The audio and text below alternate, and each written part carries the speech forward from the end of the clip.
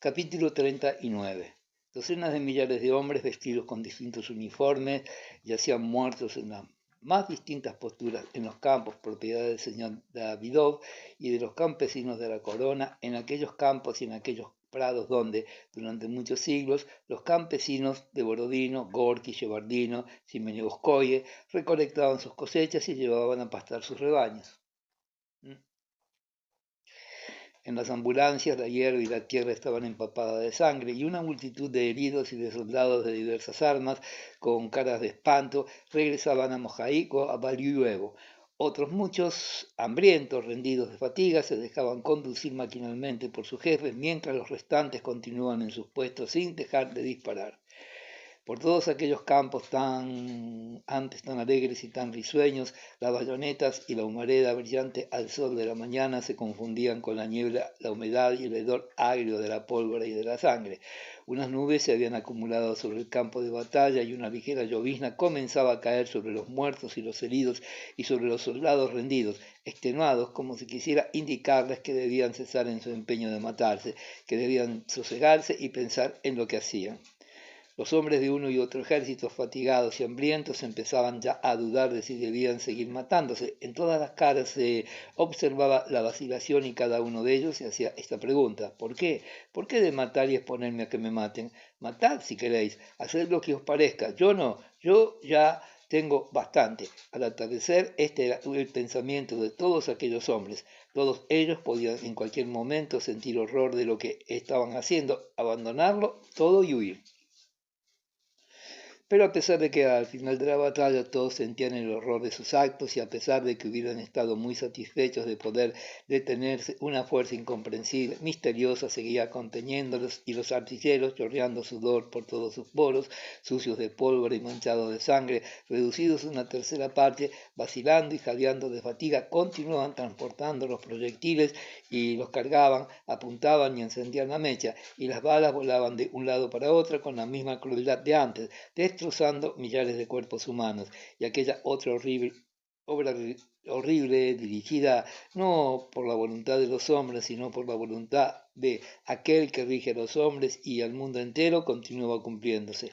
Cualquiera que hubiesen visto las últimas filas del ejército ruso hubiese dicho que los franceses no habían hecho más que un pequeño esfuerzo para aniquilarlo, y cualquiera que hubiera visto las últimas filas francesas hubiese podido decir que los rusos apenas se habían esforzado para destruir a los franceses, y a pesar de ello el fuego de la batalla se fue extinguiendo lentamente. Si el objetivo de los rusos hubiera sido intentar un esfuerzo final para acabar con los franceses, si no hubiesen podido hacerlo porque las tropas rusas estaban batidas y no había una sola parte del ejército que no hubiera sufrido mucho en la batalla, y porque los rusos, resistiendo los ataques franceses sin retroceder ni un paso, habían perdido la mitad de sus efectivos. Los franceses, alentados por el recuerdo de las victorias obtenidas durante 15 años, con la seguridad de que Napoleón era invencible y la conciencia de que habían tomado una parte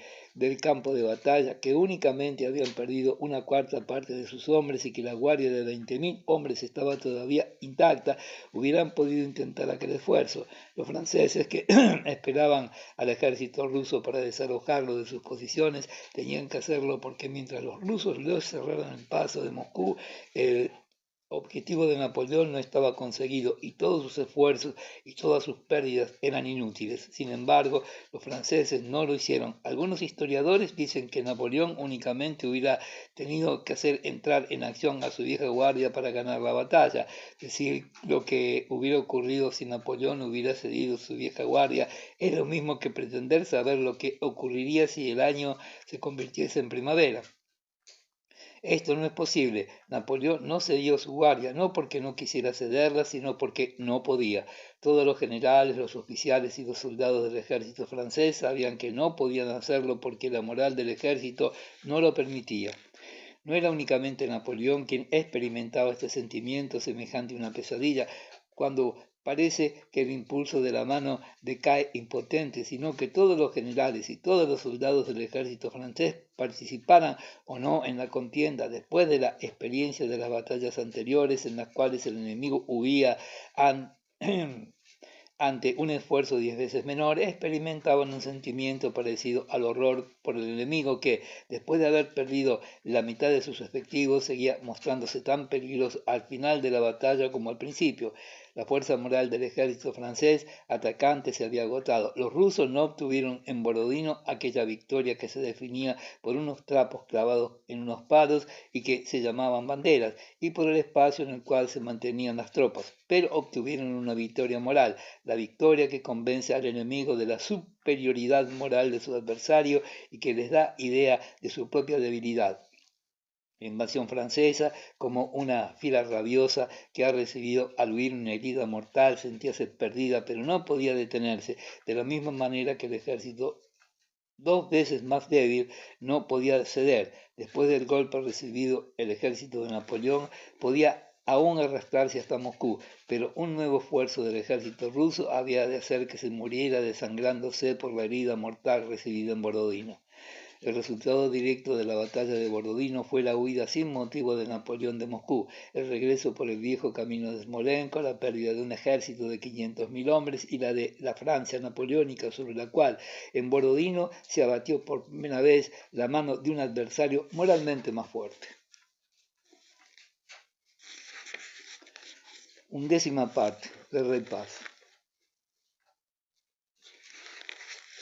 Capítulo 1. La inteligencia humana es incapaz de comprender la continuidad absoluta del movimiento. Las leyes de un movimiento cualquiera únicamente son comprensibles para el hombre si examina separadamente las unidades que lo componen, pero al mismo tiempo la mayoría de los errores humanos se derivan del hecho de aislar arbitrariamente para examinar aparte las unidades inseparables del movimiento continuo. Es bastante conocido el sofisma de los antiguos que dicen que Aquiles no tomará nunca la tortuga que le lleva ventaja, aunque corra 10 veces más deprisa que ella. Cuando Aquiles habrá recorrido el espacio que lo separa de la tortuga habrá recorrido una 10ª parte de aquel espacio. Cuando Aquiles recorrerá aquella 10ª parte, la tortuga habrá recorrido una 100ª parte, y así hasta el infinito. Este problema parecía insoluble a los antiguos. El absurdo de la solución que daban ellos al problema diciendo que Aquiles no alcanzaría nunca la tortuga proviene únicamente del error de admitir arbitrariamente la separación de las unidades de movimiento, mientras que los movimientos de Aquiles y de la tortuga se producían sin ninguna continuidad. Al tomar las unidades de movimiento cada vez más pequeñas, no hacemos más que acercarnos a la solución del problema, pero no acabamos de llegar a ella. Solo cuando admitimos los infinitesimales y su progresión ascendente hasta una 10ª y sumamos esta progresión geométrica, obtenemos la solución del problema. La nueva rama de la matemática, el uso de los infinitesimales, resuelve actualmente cuestiones que en otros tiempos parecían insolubles. Esta nueva rama, desconocida por los antiguos, restablece la condición principal del movimiento, la continuidad absoluta en el examen de las cuestiones del movimiento, y corrige esta falta que la inteligencia humana no puede evitar al examinar las unidades separadas del movimiento en vez de examinar el movimiento continuo. En el examen de las leyes del movimiento histórico ocurre exactamente lo mismo. El movimiento de la humanidad, producto de una cantidad innumerable de voluntades humanas, tiene lugar sin interrupción. La comprensión de las leyes de este movimiento es la finalidad de la historia. Sin embargo, para comprender las leyes del movimiento continuo resultante de todas las voluntades de los hombres, la razón humana admite arbitrariedades como la de separar las unidades. El primer procedimiento histórico consiste en tomar arbitrariamente una parte del conocimiento sin interrumpidos y examinarla separadamente de los demás, cuando no hay ni puede haber principio de ningún acontecimiento, porque siempre un acontecimiento nace de otro.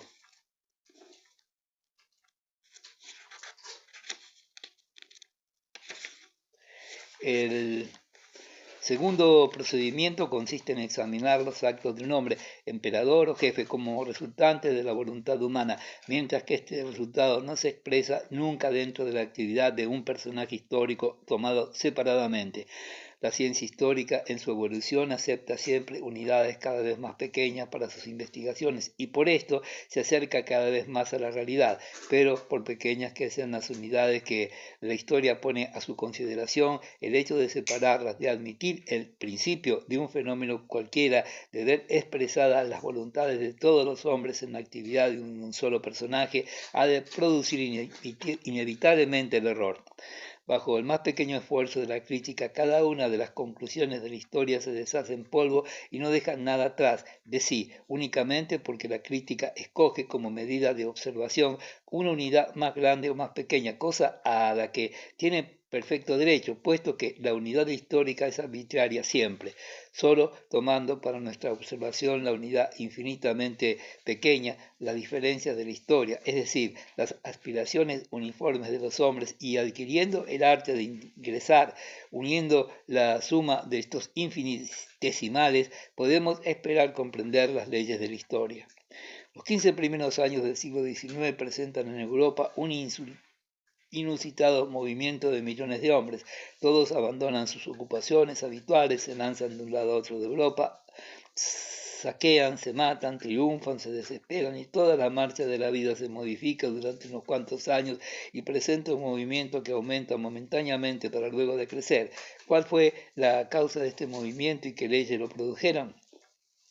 Los historiadores que contestan a esta pregunta no se exponen los actos y los discursos de unas cuantas docenas de hombres dentro de uno de los edificios de la ciudad de París y dan a estos actos y a estos discursos el nombre de revolución.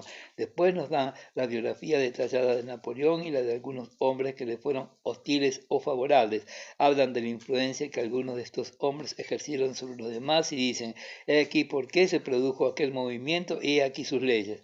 Pero no solo la razón humana se niega a aceptar esta aplicación, sino que nos dice terminantemente que esta explicación no es lógica porque toma el acontecimiento más débil por la causa más fuerte. La suma de las voluntades humanas ha producido la revolución y un Napoleón y es ella sola la que las ha sostenido y las ha hecho caer. Sin embargo, el historiador dice, cada vez que ha habido conquistas, ha habido conquistadores y cada vez que se ha producido una revolución en el Estado, ha habido grandes hombres. En efecto, cada vez que han aparecido conquistadores, ha habido guerras, pero esto no prueba que los conquistadores hayan sido la causa de las guerras y que sea posible hallar las leyes de la guerra en la actividad personal de un individuo. Cada vez que miro el reloj, cuando la aguja se acerca a la cifra décima, oigo que el carillón toca en la iglesia vecina, pero el hecho de que el carillón toque cada vez que la aguja marca la X, no me da el derecho de creer que la posición de la aguja es lo que hace tocar las campanas. Cada vez que veo que una locomotora se pone en marcha, oigo un silbido y veo que la válvula se abre y las ruedas se ponen en movimiento, pero no tengo derecho a suponer que el silbido y el movimiento de las ruedas son la causa del movimiento de la locomotora. Cuando la primavera viene retrasada, los campesinos dicen que habrá viento frío porque el roble empieza a retoñar y en efecto, cada primavera cuando el roble retoña hace viento frío. Aunque yo no sepa por qué hace viento frío cuando el roble empieza a sacar sus brotes, no puedo creer como los campesinos que la causa del viento frío sea precisamente el retoñar del roble. No lo puedo creer sencillamente porque la fuerza del viento no tiene ninguna influencia en eso. En ello veo más que una coincidencia de hechos como tantos se encuentran en los fenómenos vitales y estoy convencido de que por más que estudiara la aguja del reloj, la válvula y las ruedas de la locomotora y los retoños del roble, no lograría conocer ni la causa del campanilleo ni el movimiento de la locomotora, ni la del viento primaveral. Por esto me veo precisado a cambiar el punto de vista de mi observación y estudiar las leyes del vapor, de la campana y del viento. La historia ha de hacer lo mismo. Para estudiar las leyes de la historia hemos de cambiar completamente el objeto de la observación, dejar tranquilos a los reyes, a los ministros y a los generales y estudiar los elementos comunes o infinitamente pequeños que guían a las masas. Nadie es capaz de prever hasta qué punto la historia puede obtener por este camino la comprensión de sus leyes. No obstante, es evidente que tan solo por este camino se encuentra la posibilidad de aprender aquellas leyes y que por este camino la razón humana no ha realizado todavía la milésima parte de los esfuerzos hechos por los historiadores para descubrir los actos de diversos reyes, jefes y ministros y para exponer las consideraciones de todos ellos a propósito de estos actos.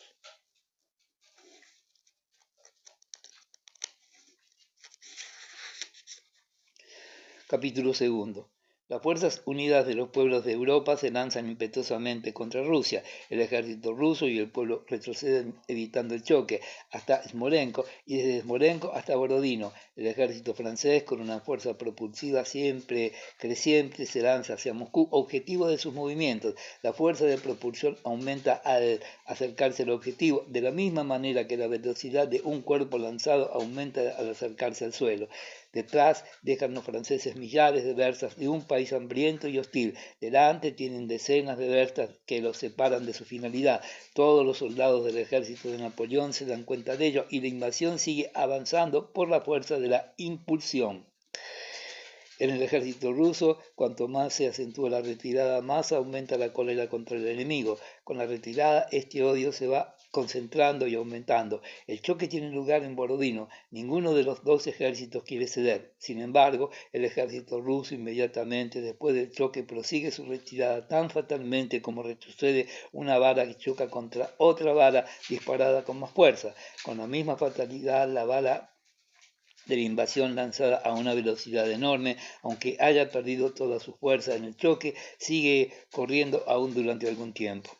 Los rusos se retiran a 120 versas detrás de Moscú y allí se paran. Después, durante 5 semanas, no se registra una sola batalla. Los franceses permanecen inmóviles, lo mismo que una bestia mortalmente herida que lame sus heridas. El ejército francés se queda en Moscú sin emprender ninguna acción y de repente, sin que haya producido ningún nuevo motivo, retrocede huyendo, se lanza por el camino de Kaluga y a pesar de que después de la batalla de Malo-Yaroslavets quedan los franceses dueños del campo, huyen todavía más rápidamente a Smolensk y de Smolensk a Vilna y de Vilna a la otra orilla del Beresina y aún más allá.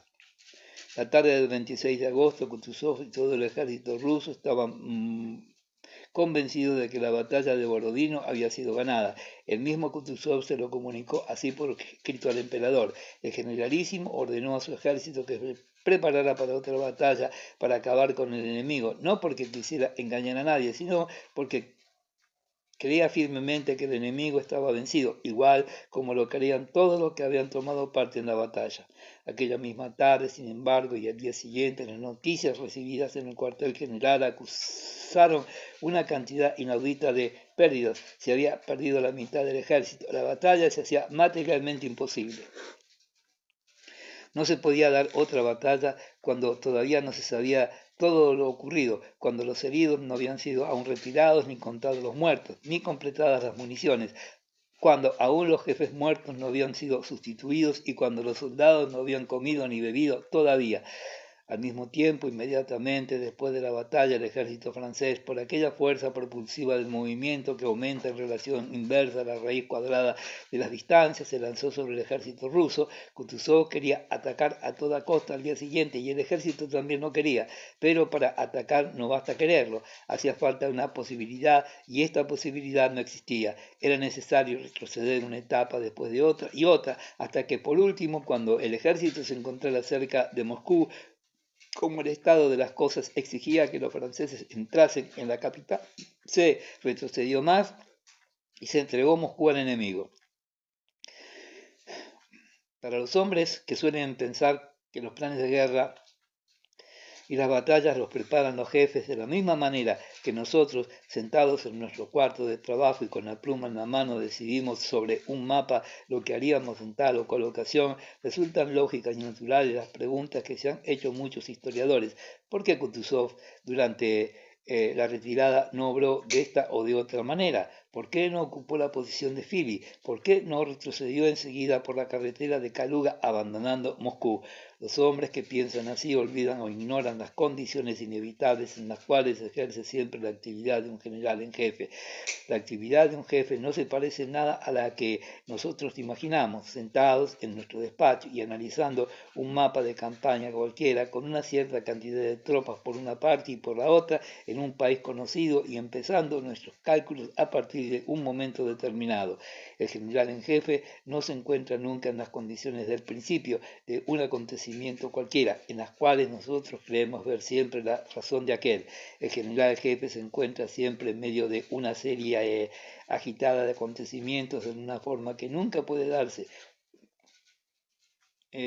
cuenta del todo la importancia del acontecimiento que se está desarrollando. En algunas ocasiones el acontecimiento se agrava insensiblemente y en cada momento de esta gradual agravación el general jefe se encuentra en medio del juego más complicado de intrigas, de preocupaciones, de dependencia del poder, de proyectos, de consejos, de amenazas, de engaños y tiene necesidad de estar siempre atento a estas inútiles actividades y de responder a todas las preguntas que se le hacen y que siempre son contradictorias.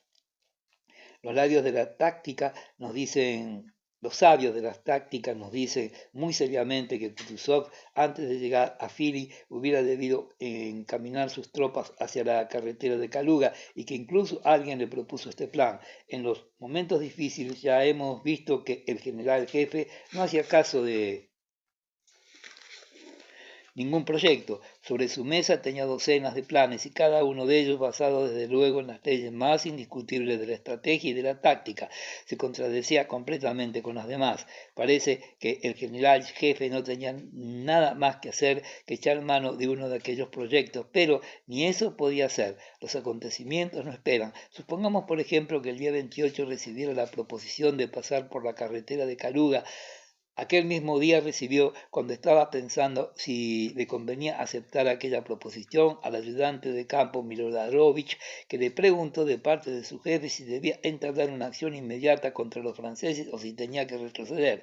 Era necesario resolver algo enseguida, y la orden de retroceder alejaba al ejército de la carretera de Kaluga.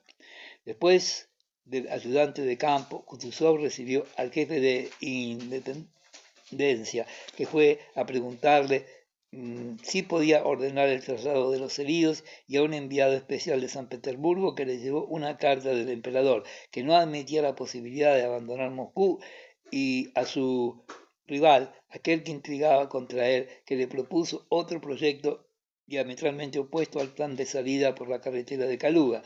El mismo general jefe ya no sabía qué hacer, estaba extenuado y necesitaba dormir y descansar. En aquel momento un general muy respetable en el ejército y en los círculos oficiales, a pesar de no haber obtenido ninguna condecoración, fue a verle para lamentarse de lo que ocurría. Los habitantes del lugar en que se hallaban le pidieron luego que los defendiera. Un oficial enviado para reconocer el país se presentó y explicó una serie de cosas totalmente distintas de las que había contado el oficial enviado anteriormente. Y por último, un emisario, un prisionero francés y el encargado de practicar el reconocimiento describieron cada uno de ellos de una manera diferente la situación del ejército enemigo.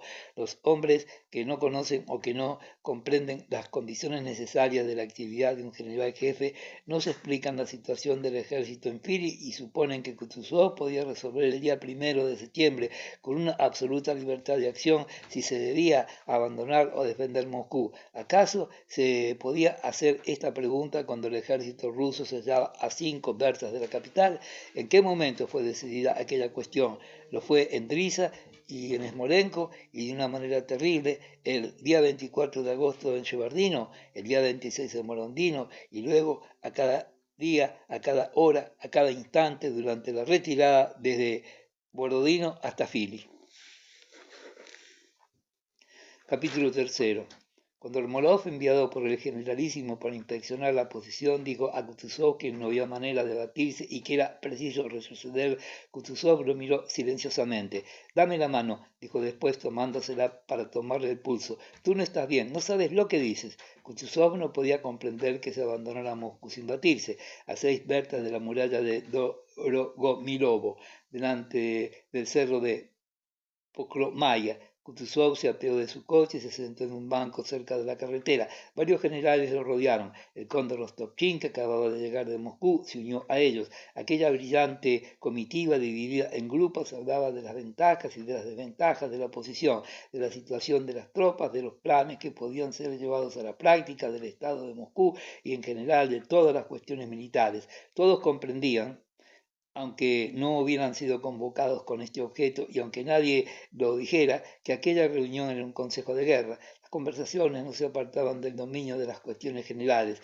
ni una broma, ni una risotada, ni siquiera una sonrisa leve. Era evidente que todos se esforzaban en mantenerse a la altura de la situación, y todos aquellos generales, hablando entre ellos, procuraban no moverse de las proximidades del general jefe y hablaban de manera que él pudiera oír. El general jefe escuchaba preguntando a veces qué era lo que decían aquellos generales que estaban a su alrededor, pero no se mezclaba en las conversaciones ni daba ninguna opinión. Frecuentemente, escuchando lo que se decía en uno de los grupos, se volvía y adoptaba un aire distraído, como si no quisiera saber nada de lo que decían. Unos hablaban de la posición y criticaban más la capacidad intelectual de los que la habían elegido que la posición misma. Otros demostraban que la falta procedía de más lejos y que hubiera sido preciso aceptar la batalla un día antes. Otros hablaban de la batalla de Salamanca, de la cual les había informado Crozat, un francés con un uniforme español que acababa de llegar de España. Este examinaba el sitio de Zaragoza con uno de los principales alemanes que servían en el ejército ruso y preveía la posibilidad de defender Moscú de la misma manera. En otro círculo, el conde Rostopchín decía que estaba dispuesto a morir bajo los muros de la capital con la milicia moscovita, pero, entre tanto, expresaba la pena que le producía la incertidumbre en que se había dejado a Moscú y declaraba que si lo hubiera sabido hubiese obrado de otro modo. Otros, demostrando la profundidad de sus conocimientos estratégicos, hablaban de la dirección que debería hacerse tomar a las tropas y otros decían simples insensateces.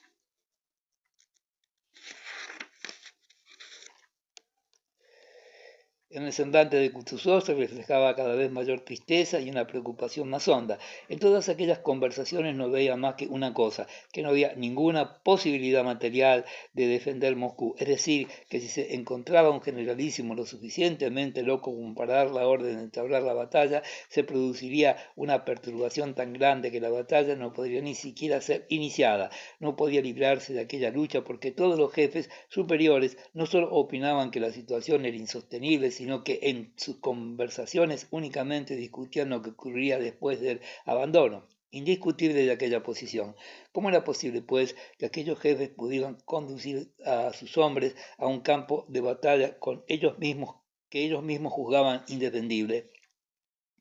Los jefes superiores, incluso los soldados que también echaban su cuarto a espadas en el asunto, consideraban igualmente indefendible aquella posición. No podían, pues, ni ir a batirse con la seguridad de la derrota. Ya no tenía ninguna importancia que Bennigsen insistiera en la necesidad de defender aquella posición, ni que los demás la criticaran, pues todo aquello no era más que un pretexto de disputas y de intrigas. Kutuzov estaba convencido de ello. Bennigsen, al detenerse en aquella posición y al demostrar su ardiente patriotismo, cosa que Kutuzov no podía oír sin fruncir el entrecejo, insistía en la conveniencia de defender Moscú. Kutuzov veía perfectamente cuáles eran sus propósitos en caso de una derrota, echar toda la responsabilidad sobre Kutuzov, que había conducido a las tropas hasta la montaña de los Gorriones para entablar así la batalla, y en caso de éxito atribuírselo a él. De todos modos, estaba dispuesto a justificarse si se tenía que abandonar Moscú. Sin embargo, todas estas intrigas no preocupaban en aquellos momentos al viejo general. Otra cuestión terrible le preocupaba y no esperaba que nadie pudiese aclarar sus dudas. ¿He sido yo quien ha dejado de acercarse a Napoleón hasta Moscú? Se preguntaba. ¿Cuándo lo he hecho? ¿Cuándo ha ocurrido esto? ¿Fue ayer, cuando envié a Platov la orden de retroceder, o antes de ayer por la tarde, cuando me distraje y encargué a Bennigsen que diera las órdenes? ¿O la cosa viene desde más lejos? ¿Cuándo se ha decidido esto tan terrible? Moscú ha de ser abandonado, las tropas han de retroceder y hay que ordenarlo. Dar esta orden le parecía tan duro como renunciar al mando del ejército, y él no solo amaba el poder, sino que estaba habituado a ejercerlo. Los homenajes que se habían tributado al príncipe Prosopovsky, del cual él había sido agregado en Turquía, lo tenían engolosinado. Estaba convencido de que la salvación de Rusia dependía de él y que, por esta razón, contra la voluntad del emperador y por la voluntad del pueblo, había sido nombrado general jefe. Creía de buena fe que únicamente él era capaz de dirigir al ejército en aquella situación tan difícil, que únicamente él podía medirse con su adversario, con el invencible Napoleón, y estaba horrorizado, pensando en la orden que tenía que dar, pero era necesario adoptar un partido y resolvió cortar las conversaciones ya demasiado libres que se mantenían a su alrededor. Llamó a los generales que se apresuraron a acercarse a él. Buena o mala, mi cabeza no se puede fiar de nadie, únicamente puede fiarse de sí mismo. Después de decir esto, se levantó del banco y emprendió el camino de Philly, donde tenía su equipaje. Capítulo cuarto. Al llegar a Philly, el generalísimo se dirigió a la isla del campesino Andrés Sebastianov. Los campesinos y sus numerosas familias con los chiquillos se habían apelotonado en la parte de la isla destinada a la habitación de invierno al otro lado de la entrada. Únicamente la hija pequeña de Andrés, Malacha, una niña de 6 años a la cual el Serenísimo al tomar el té había dado un trozo de azúcar, se había quedado sobre la estufa de la sala grande de la isla.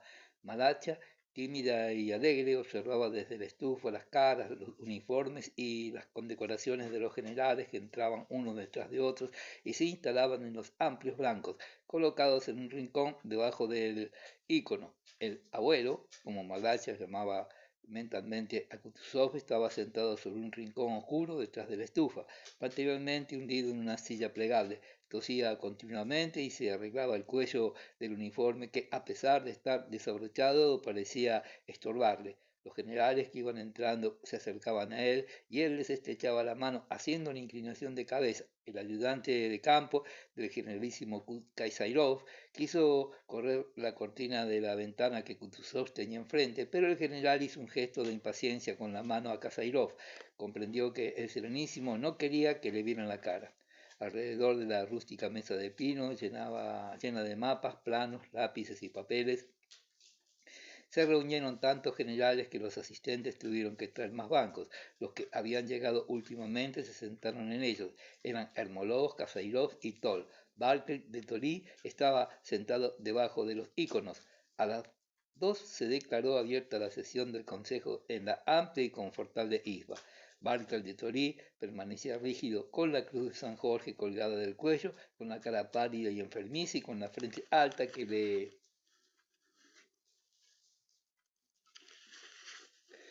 invadía el cráneo sin cabellos. Hacía 2 días que tenía fiebre y en aquel mismo momento sentía escalofríos y se encontraba francamente mal. Uvarov estaba sentado a su lado y con su voz apagada y rápidos gestos le comunicaba algo. El pequeño Dokturov, con las cejas enarcadas y las manos dobladas sobre el vientre, escuchaba atentamente todo lo que se decía. Al otro lado de la mesa estaba el conde Osterman Tolstoy, con su cara ancha, de rasgos acentuada, apoyada en la mano, con sus ojos brillantes y abstraído en sus pensamientos. Rabievski, impaciente, se acariciaba sus negros cabellos sobre las sienes con un gesto que le era habitual y tan pronto dirigía su mirada hacia Kutuzov como hacia la puerta de entrada. La cara marcial, agradable y simpática de Count Novisin hallábase iluminada por una sonrisa tierna y maliciosa. Había encontrado la mirada de la pequeña Malache y le hacía guiños para hacerla sonreír. Estaban esperando a Benningen que, con el pretexto de inspeccionar nuevamente la posición, estaba dando fin a una buena comida. Le esperaban sin iniciar la sesión, y durante la espera todos hablaban en voz baja de sus asuntos particulares. Pero así que Benningen entró en la isba, Kutuzov salió de su rincón y se acercó a la mesa. Sin embargo, se mantuvo a una distancia más que suficiente para que la luz de las bujías que había encima de la mesa no le dieran en el rostro.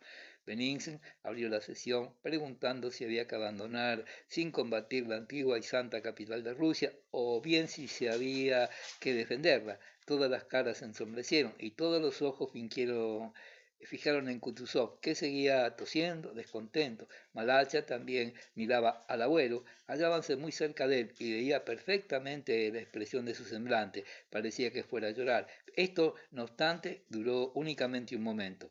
La antigua y santa capital de Rusia, exclamó de pronto con una voz gritada, repitiendo las palabras de Benningen. Permitidme que os diga, excelencia, que esta pregunta no tiene ningún sentido para un ruso. Una pregunta así no se debe hacer, porque es completamente inútil. He reunido a estos señores para tratar una cuestión militar que es esa. La salvación de Rusia depende del ejército. ¿Creen ustedes que vale más exponerse a la pérdida del ejército y de Moscú aceptando la batalla o rendir Moscú sin combatir? Este es el punto sobre el cual quisiera conocer sus opiniones. Empezaron los debates. Bennigsen no creía que la partida estuviera perdida, admitiendo el parecer de Barclay y de otros sobre la imposibilidad de aceptar la batalla defensiva al pie del Fili. Con palabras rebosantes de patriotismo y amor a Moscú, propuso trasladar las tropas durante la noche de derecha a izquierda para echarse al día siguiente sobre el ala derecha de los franceses. Las opiniones se dividieron. Ermolov, Dokturov y Rieski opinaban como Bennigsen. Elogiaba la necesidad del sacrificio antes de dejar abandonada la capital, o bien estaban estas otras consideraciones personales. Parecía que no comprendieran que aquel consejo no podía cambiar la marcha inevitable de las cosas y que Moscú estaba ya virtualmente abandonado. Los demás generales no dejaron de comprenderlo así y solo hablaron de la dirección que había de tomar el ejército en la retirada. Malacha, que con los ojos fijos observaba lo que hacían aquellos señores, comprendía a su manera la importancia del consejo. Parecíale que todo se limitaba a una lucha personal entre el abuelo y los hombres de la levita negra, como designaba mentalmente a Bennigsen. Veía lo que se enfadaban cuando hablaban entre ellos y en su interior se ponía de parte del abuelo. En medio de la conversación observó la mirada rápida y maliciosa que el abuelo dirigió a Bennigsen y con alegría comprendió que el abuelo había hecho callar al señor de la levita negra. Bennigsen se había levantado y se paseaba de un extremo a otro de la estancia. Lo que le había producido aquel efecto era la opinión de que Kutuzov, expuesta con una voz dulce y tranquila sobre la ventaja y los inconvenientes que ofrecía aquella proposición de Bennigsen de hacer pasar las tropas del flanco derecho al flanco izquierdo durante la noche para atacar el ala derecha de los franceses. Pero, señores, dijo Kutuzov, yo no puedo aprobar este plan. Los movimientos de tropas tan cerca del enemigo son siempre peligrosos y la historia militar lo confirma. Así, por ejemplo, la batalla de Friedland, que el conde debe recordar perfectamente, no nos salió bien del todo porque nuestras tropas se prepararon demasiado cerca del enemigo. Un silencio que pareció muy largo a todos siguió aquellas palabras. Las discusiones se reprodujeron, pero fueron interrumpidas muchas veces. Se veía claramente que no había nada que discutir. Durante aquellas interrupciones, Kutuzov suspiraba penosamente y parecía que se preparaba para hablar. Todos le miraban. Bien, señores, ya veo que habré de ser yo quien pague los platos rotos, dijo levantándose y acercándose a la mesa. He escuchado todos los pareceres. Algunos no están de acuerdo conmigo, pero yo, en virtud de los poderes que me han conferido el emperador y la patria, ordeno la retirada. Los generales comenzaron a levantarse y se aprestaron a salir con una actitud más propia de un funeral que de una reunión militar. Algunos, con voz contenida, muy distinta de la que habían empleado en sus discusiones, dijeron algo al general jefe. Malacha, que hacía ya mucho tiempo que tenía ganas de cenar, bajó prudentemente por detrás de los bancos, apoyando sus piececitos desnudos en los salientes de la estufa y después, escurriéndose por entre las piernas de los generales, ganó la puerta.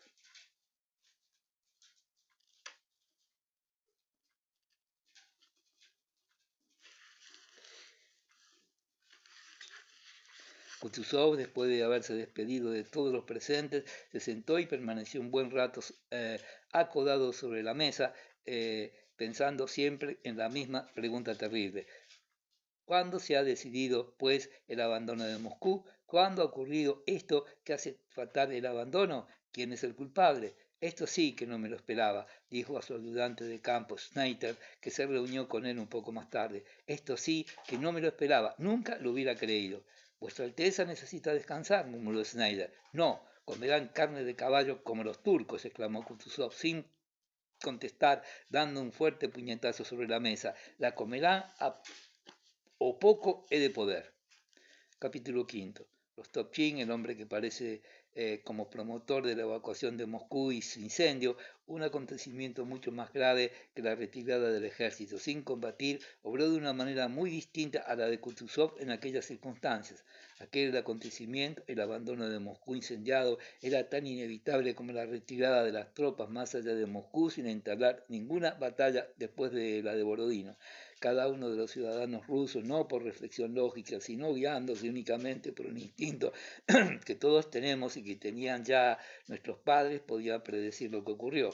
Desde la evacuación de Smolensk en todas las ciudades y en todos los pueblos de Rusia, sin intervención del conde Rostopchín ni de sus oficiales, había ocurrido lo mismo que ocurrió después en Moscú.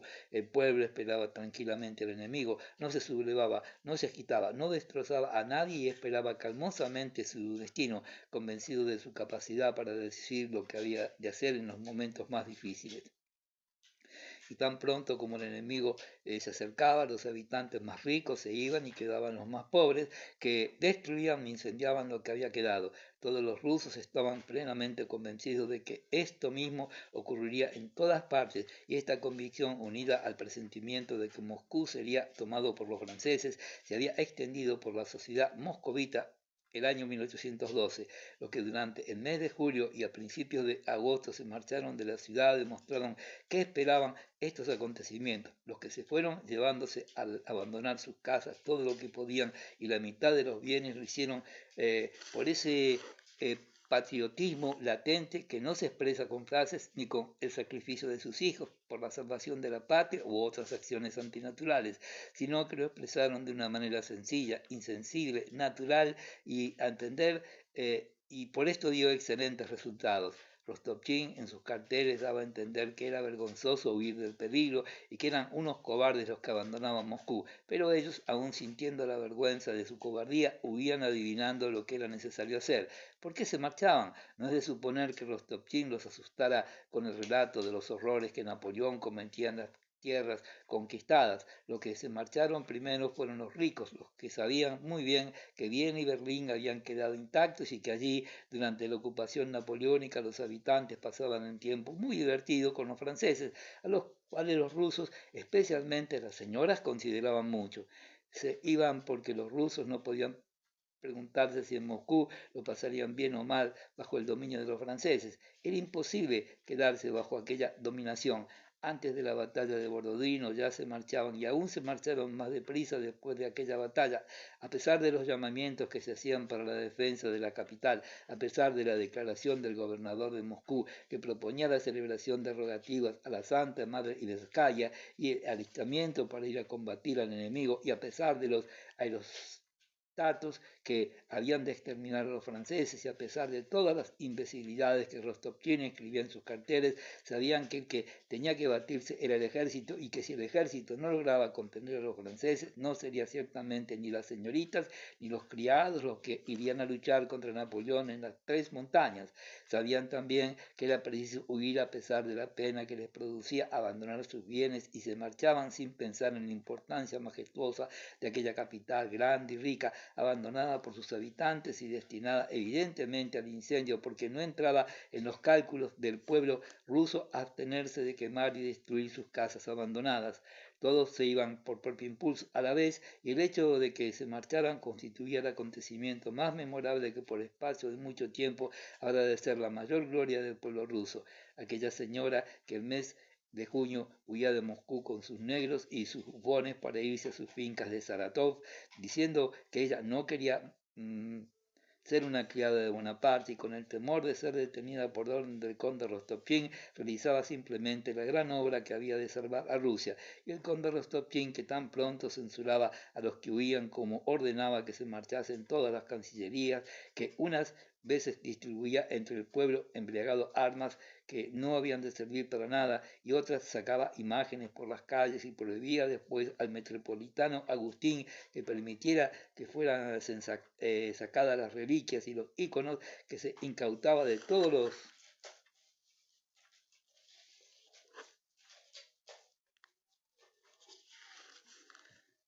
los carros que había en Moscú para utilizar únicamente 36 en el transporte del globo fabricado por Lechit, o insinuaba que incendiaría Moscú explicando cómo se había quemado su propia casa, o escribía una proclama dedicada a los franceses acusándolos solemnemente de haber saqueado un asilo de niños, que tan pronto se atribuía la gloria del incendio de Moscú como se disculpaba, como ordenaba al pueblo que detuviera a todos los espías y se los entregara, o lo censuraba por haber hecho una cosa semejante que expulsaba de Moscú a todos los franceses y dejaba a Madame Aubert-Chalmé, que era el brazo de unión entre los franceses residentes en la ciudad, que sin ningún motivo ordenaba la detención del viejo y respetable director de correos Khrushchev, que reunía al pueblo para ir a las tres montañas a batirse contra los franceses y que después se quitaba de encima a los que querían ir a luchar, entregándoles como presa a un hombre, y él huía por las puertas de servicio, que decía que no eran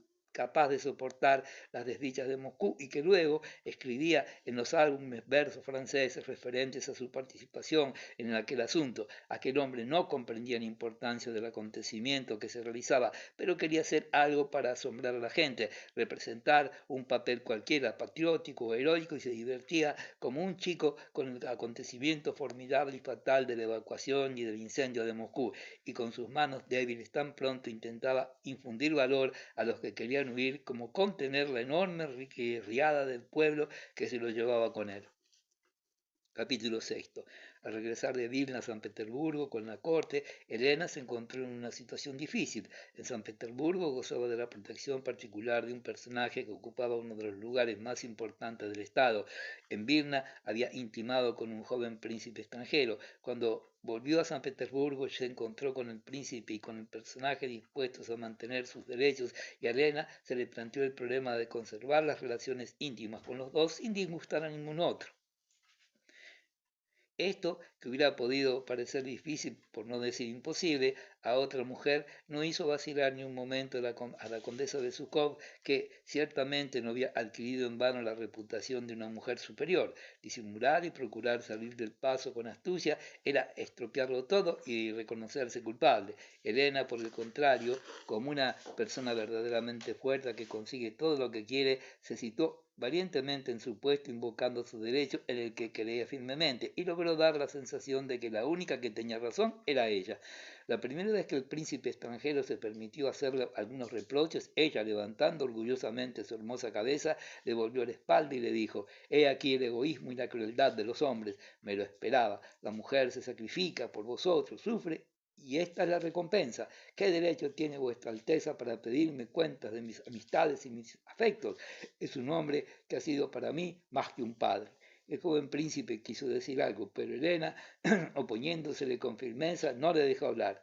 «Es imposible que él sienta por mí algo más que lo que siente un padre, pero no es una razón para que yo le cierre la puerta de mi casa. No soy un hombre para ser ingrata. Sepa usted, señor, que por lo que se refiere a mis sentimientos íntimos no he de rendir cuentas a nadie, más que a Dios y a mi conciencia. Pero escúcheme, cásese usted conmigo y seré su esclava». «Esto es imposible». «Naturalmente», exclamó Elena echándose a llorar, «no puede usted rebajarse hasta mí». El príncipe intentó consolarla, y ella, a través de sus lágrimas y como si no quisiera decirlo, aseguró que no había nada que impidiera aquel casamiento, y dijo que, aunque pocos se habían dado algunos casos, como el de Napoleón y algunos otros grandes personajes, acabó afirmando que no había sido nunca la mujer de su marido y que había sido sacrificada. El príncipe empezó a ceder, pero las leyes, la religión, ¿para qué se habrían inventado si no se pudiera hacer esto?, repuso Elena. El alto personaje estaba admirado de que no se le hubiera ocurrido un razonamiento tan sencillo, y pidió consejo a los santos padres de la Compañía de Jesús, con los cuales mantenía una estrecha relación. Al cabo de unos cuantos días, en una de las magníficas fiestas que Elena daba en su villa de Kameny Ostrov, le fue presentado el señor de Joubert, un jesuita seglar no muy joven, con unos cabellos blancos como la nieve y unos ojos muy brillantes. En el jardín, a la luz de los faroles y al son de la música, le habló largamente a Elena del amor de Dios y de los consuelos que en este mundo ofrece la única religión verdadera.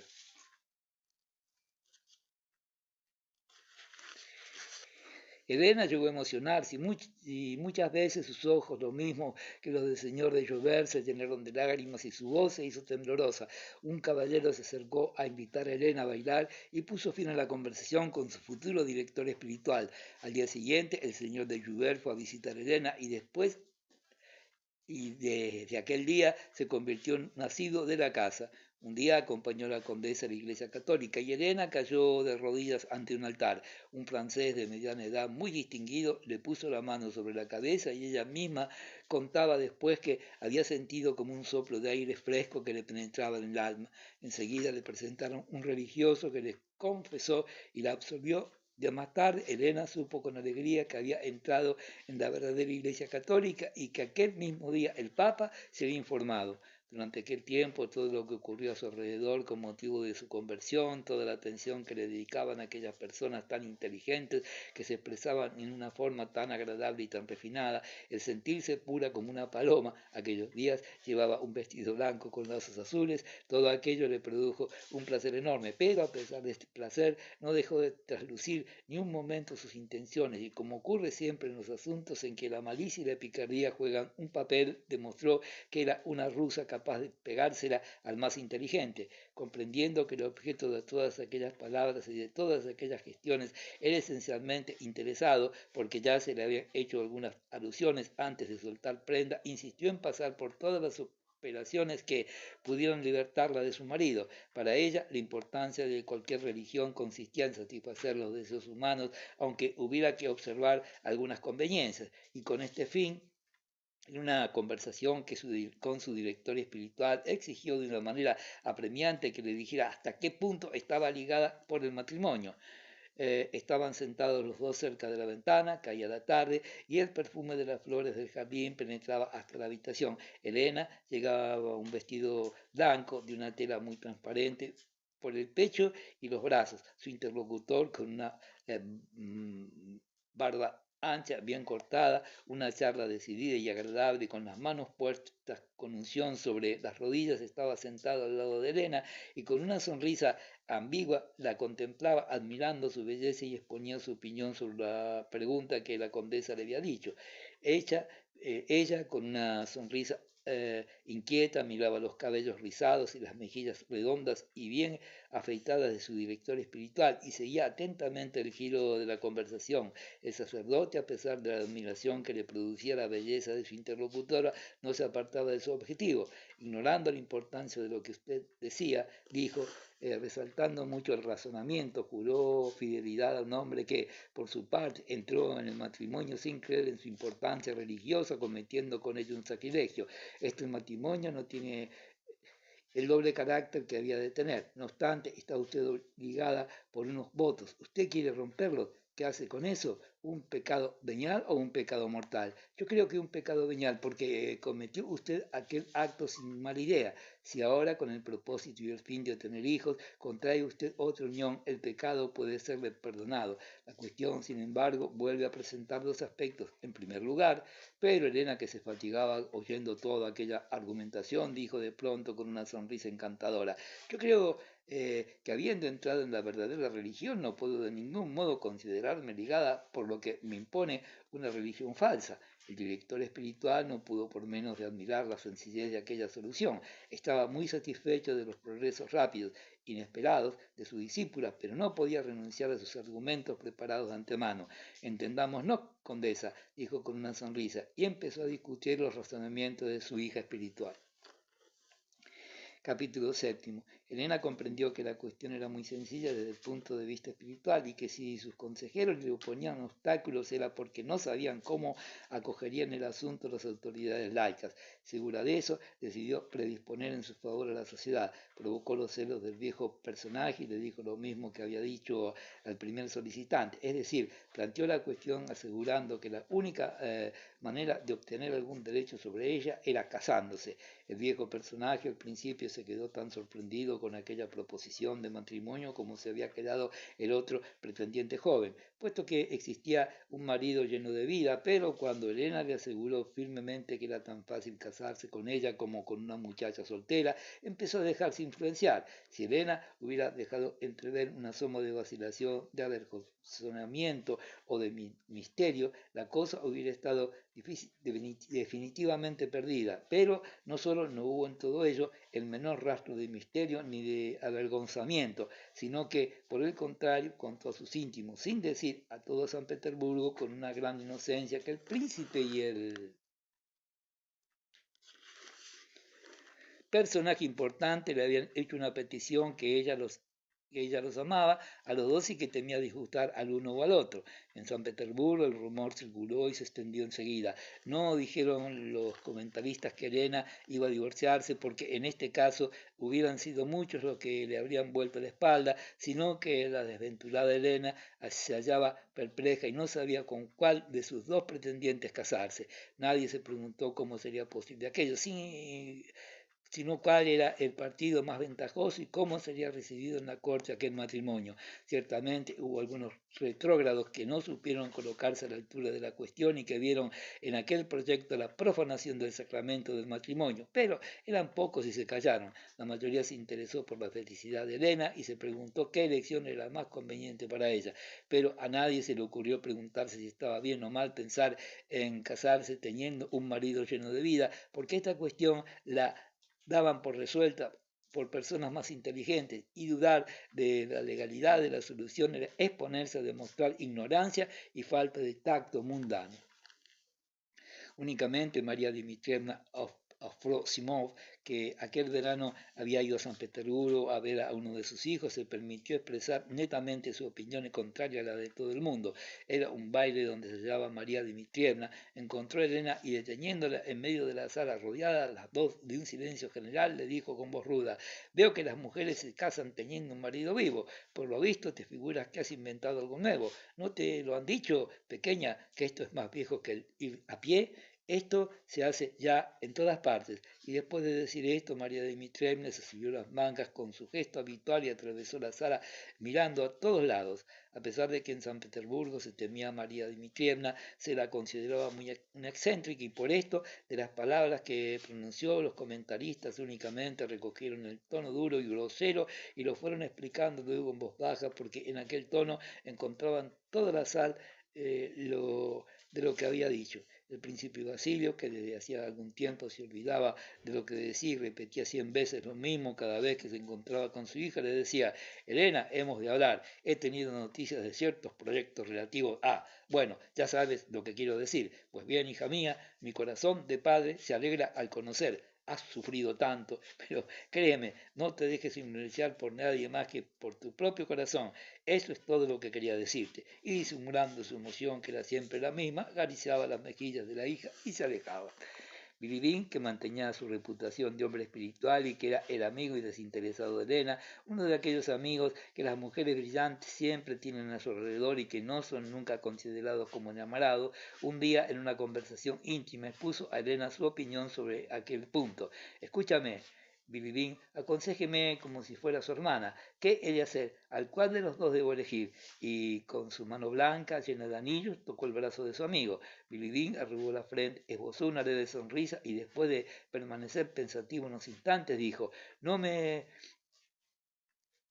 tome usted desprevenido, porque como verdadero amigo suyo he pensado mucho en este asunto. Si se casa usted con el príncipe, que es muy joven, pierde la esperanza de poder casarse un día con otro hombre y además disgusta a la corte, porque existe un cierto parentesco. En cambio, si se casa con el conde, estará usted, hace usted la felicidad de los últimos años de ese pobre viejo y después, como viuda de un gran personaje, piense usted también que el príncipe, al casarse, abdica de todos sus derechos».